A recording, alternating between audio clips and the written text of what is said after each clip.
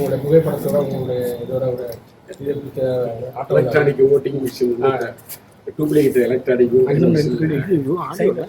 என்னுடைய வாழ்க்கைக்கு வந்து அவங்க எடுத்துருந்தாங்க.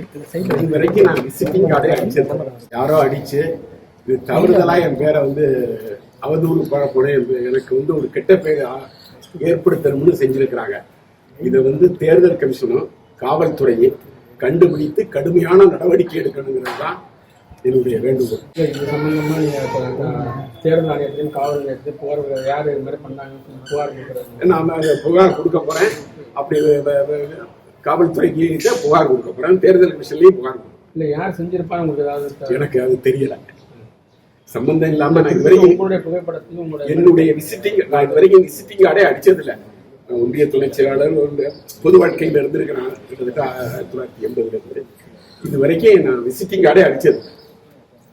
ஆனா எப்படி அடிச்சாங்க, என் படத்தை போட்டாங்கிறதே தெரியல. அதுதான் காவல்துறையே தேர்தல் கமிஷன் கடுமையான நடவடிக்கை எடுக்கிறது என்னுடைய வேண்டும். ஏற்கனவே இருந்திருக்கீங்க. போட்டோ வச்சு இப்போ உதயநிதி வந்து வாக்கு சேகரிச்சிட்டு இருக்காரு. அதாவது காலில் உளுத்த மாதிரி. அதை நீங்க எப்படி பாக்குறீங்க? முன்னாடி செங்கக்கல்ல எடுத்து வந்து இது பண்ணாரு, வாக்கு சேகரிச்சாங்க உதயநிதி ஸ்டாலின். தற்போது வந்து சசிகலா காலில் விழுவுற மாதிரி, எடப்பாடிய காலில் விழுவுற மாதிரி ஓட்டு சேகரிச்சிட்டு இருக்காங்க. இதை எப்படி பாக்குறீங்க? காலில் விழுவுறதுங்கிறது ஒருத்தர் மேல காலில் விழுவுறான். விழுந்துட்டு அவங்களுக்கு எதிர்ப்பா கடுமையா அவங்கள வந்து கட்சியோட அவங்க ஒரு பொறுப்புல இருந்து முதலமைச்சரை கொடுத்தவங்க அவங்க காலில் விழுந்துதான் இது வாங்கினாரு. அதை வந்து பெரியவங்களை காலில் விழுவுறது தவறு இல்லைங்கிறாரு. அப்படி தவறு இல்லாதவங்கிற அவர் கட்சியில யார் சேர்த்துக்கல. அதை வச்சு அவர் பேசியிருப்பார்.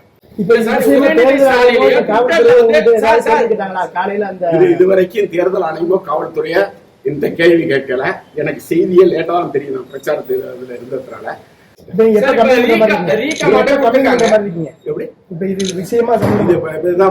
மறுபரிக்கை வரலன்னா நாளைக்கே நான் காவல்துறையில கம்ப்ளைண்ட். சார், இப்ப ரீகமாண்ட் வந்து கொடுத்திருக்காங்க எடப்பாடி பழனிசாமி. என்னன்னா இவங்க காலில் விழுந்தது என்ன பத்தி சொல்றீங்கன்னா, நீங்க காலில் விழுந்தது எப்படின்றத நான் சொல்ல விரும்பக்கூடிய சூழ்நிலை வரும். எடப்பாடி பழனிசாமி உதயநிதிக்கு கமாண்ட் கொடுக்குறாங்க. அதாவது அவர் கமாண்ட் கொடுத்துக்கிட்டு இருப்பாரு. இப்ப ஏன் முக்கியமான விஷயம் இதை பத்தி பேசுறேன். மற்ற சப்ஜெக்டுக்கு இப்ப வேண்டாம்.